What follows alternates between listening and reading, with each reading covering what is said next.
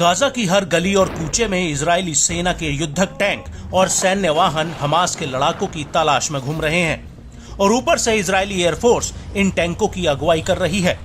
IDF के लड़ाकू jets ने गाजा को हवाई हमलों में खंडहर में तब्दील कर दिया है, लेकिन इसके बावजूद हमास की सैन्य शाखा अल कासिम ब्रिगेड और अल कुद्स ब्रिगेड के लड़ाकों ने हथियार नहीं डाले हैं, बल्कि वो आईडीएफ पर गुरिल्ला स्टाइल में पलटवार कर रहे हैं।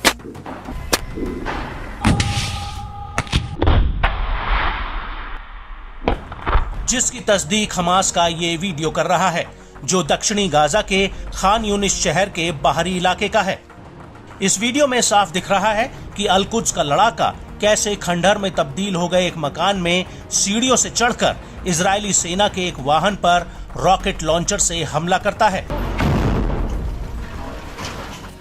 और इसके बाद वहां पर जोरदार धमाका होता है, जिसके बाद चारों तरफ धूल ही धूल नजर आ रही होती है।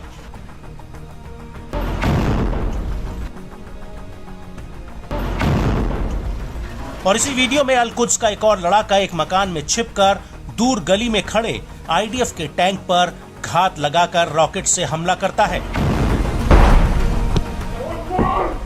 जिसमें इजराइल का वो टैंक आग के गोले में तब्दील हो जाता है।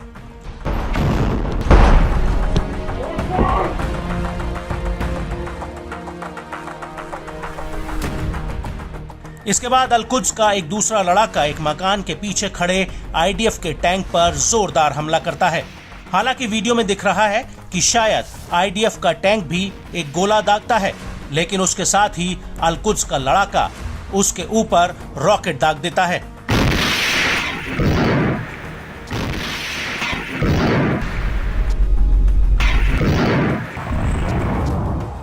इसके बाद आईडीएफ का टैंक एक सकरी सी गली में खड़ा हुआ दिख रहा है, जिस पर सामने से एक बम या रॉकेट आकर गिरता है, जिसमें जोरदार धमाका होता है।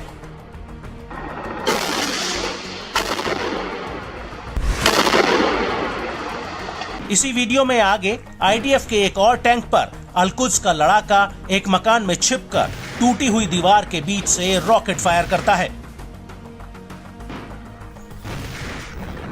हालांकि टैंकों पर हमले के अलावा हमास के लड़ाके इजरायली सैनिकों के हथियारों को भी जब्त कर रहे हैं। इसी वीडियो में आखिर में अल कुद्स ने इजरायली ड्रोन को भी दिखाया है, जिसे उसने संभवतः आईडीएफ से जब्त किया है।